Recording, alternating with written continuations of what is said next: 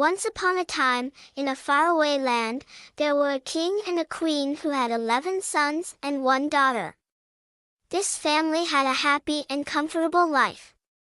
Children lived in luxury, but a day came when their happiness and comfort ended. The children's mother died and they were alone. The little girl was trying to fill her mother's place. She told stories to his brothers and entertained them. The brothers sat around their little sister and listened to their sister's stories. She read stories to his brothers and entertained them. After a few months, the king took another wife. A mean woman who could not see the children and mistreated the children day and night.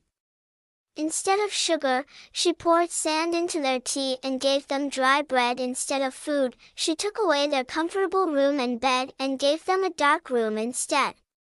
A room without a floor and no bed on it. After a few days, the evil queen sent the girl to a village and entrusted her to a peasant family to work there. Now it was the turn of the boys to get them out of the palace somehow. He thought that he tried different solutions and ended up in the lap of the old witch. The old witch gave a sly laugh and said, "It's up to me.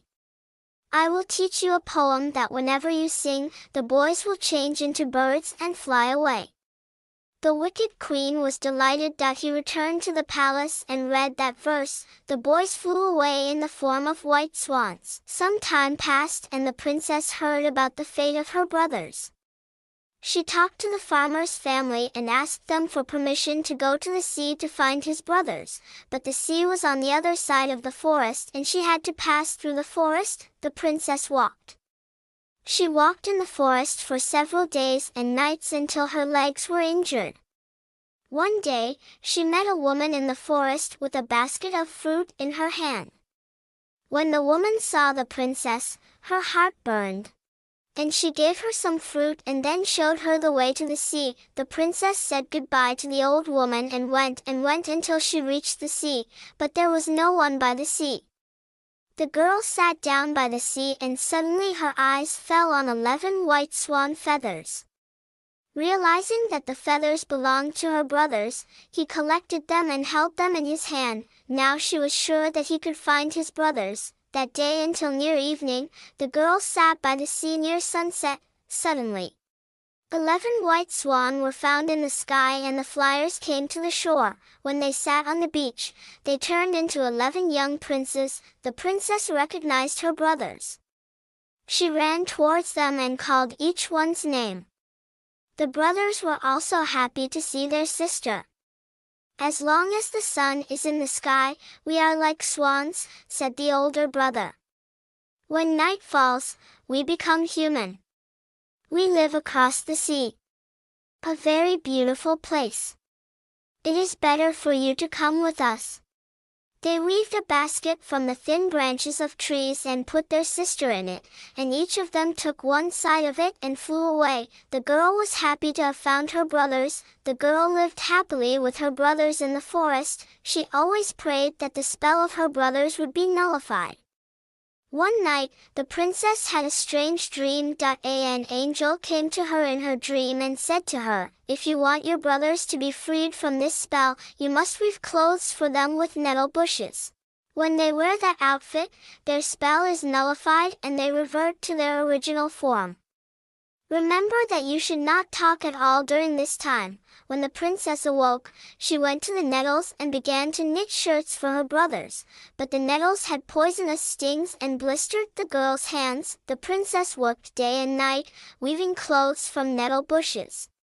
He did not say anything and her brothers were surprised by this point. One day, something unfortunate happened. A prince came to the forest to hunt. The princess hid in a cave, fearing that her work would be delayed, but the prince's dog found her. The prince was surprised to see such a beautiful girl and took her with him to his palace to marry her. The marriage ceremony between the prince and the princess was performed, but the girl did not stop knitting clothes. The courtiers of the palace were surprised.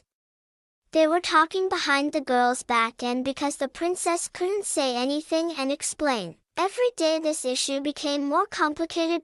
One of the courtiers, who always and everywhere took care of the princess, went to the prince every day and said that her actions were similar to the actions of witches, but because the prince loved his wife, he did not pay attention to these words.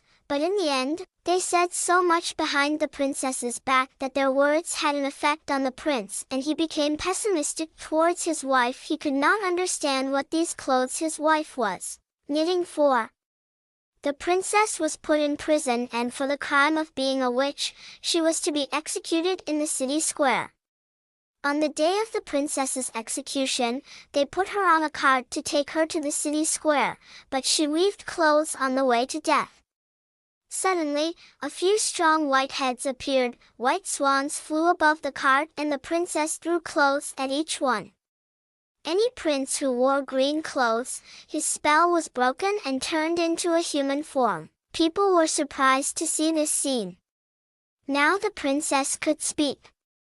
The prince came to her and the princess told him the whole story. The prince took his wife back to the palace and apologized to her, and they lived together for many years happily.